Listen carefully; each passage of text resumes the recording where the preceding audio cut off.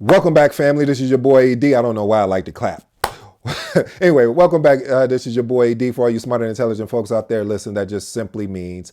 And today's topic, normally I give you your motivation tips, or I should say give you motivation for Monday while you're filling out those status reports. But something came about that I really wanted to talk about, and it got me excited because sometimes I forget about this as far as because I'm so used to doing it. And, when you get so used to doing it, sometimes you have to come back and revisit it. And that is leading a project versus managing a project. That's not today's topic. Today's topic is really me giving you five, and I do mean five leadership tips. It's basically my framework for actually when I lead a project, even in my personal life. I think the first initial thing in the word lead is listen.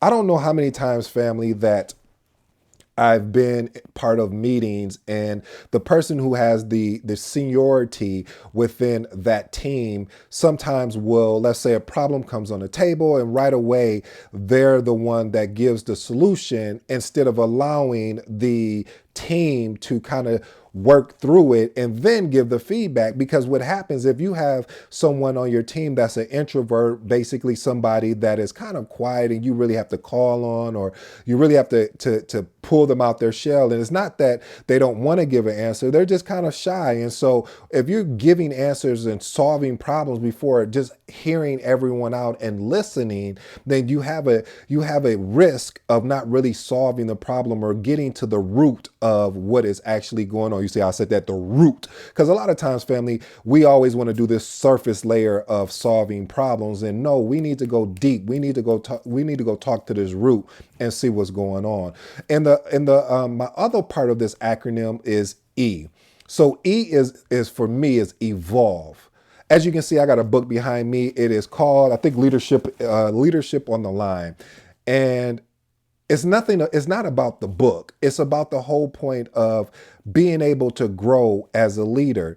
As a leader, you have to always continue to sort out. Well, I shouldn't say that. Let me be clear, because I know there's some people out there that may not want to be a leader, that just wants to don't want to put in the obsession and put in the necessary work to make it happen. But for those that do, I'm talking to you. You need to be a study. You need to study leadership. You need to be a steward of leadership. And also, you need to, before you can even lead, you need to learn how to follow effectively. There's so many people out there that are so excited to lead because they think leading means I get to control and I get to be a boss. But that's a whole nother topic for another day. It's not about that, family.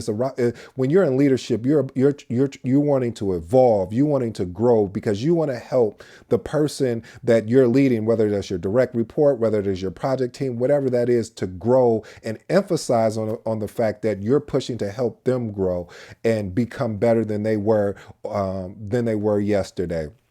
The third is, which is the A in the word lead, which is accountability.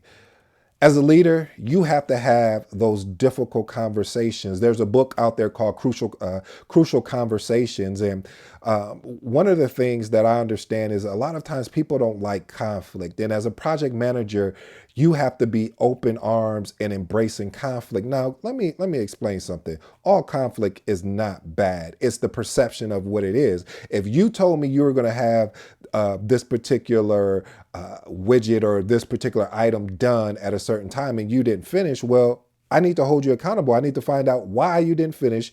What was in your way? Is it something going on personally that we need to address, that maybe you needed some time off? Maybe we need to get you some help. So there's so many things. It's not just about, so when people look at accountability, they want to jump right down and just say holding someone accountable and just talking to them all crazy. No, no, no, no, no, no. Accountability is saying, you promised me this. You promised me you'll have it at this time.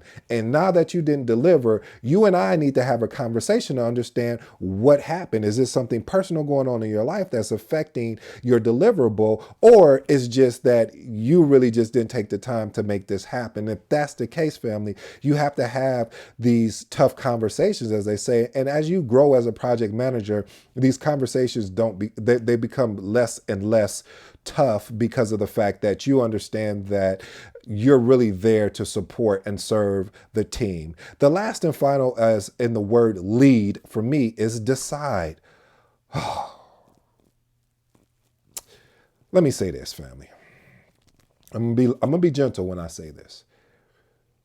A lot of reasons why projects fail. I mean, there's an assortment of them. But for me, some of the foundational principles is people lack in making a decision because they're concerned if I make this decision and it doesn't deliver the outcome that I'm expecting, then I may be considered a failure. But see, I look at it in a different way. What if you go ahead and make the decision and the decision doesn't come out the way you need it to come out? Now you know that doesn't work. So now we can switch it up and to do something else. So it's all about a perception, family. When you become a project manager, and if you're not already a project manager, you understand how to balance perception better than anyone because you know that within a project, it may start off really rough, but it has the potential to smooth out as the team starts to bond together, as the team starts to understand how each other work and how to work off each other. So family, I want you to keep in mind as you're leading a project to think of this framework that I put together, which is some of it, reading different books and articles and things like that, and watching YouTube videos of coming up with this framework entitled LEAD. Again, listen is your L, E is your evolve, A is holding people accountable, and D, decide. Basically, make a decision. And if the decision doesn't go the way that it was supposed to, we can always change it up and we can fix it because again, it's about creating a working project team that eventually will evolve. Well, I hope you enjoyed today's video again, family. I really enjoyed delivering these. I'll bring back the motivations on Monday, or maybe I may drop some this week. But I really want the family to know to get out that mindset of managing and get into the mindset of leadership and leading. Because if you don't, you won't enjoy this career, what they call project management. This is your boy ED. I'm out. I thought I was out. I said I'm out.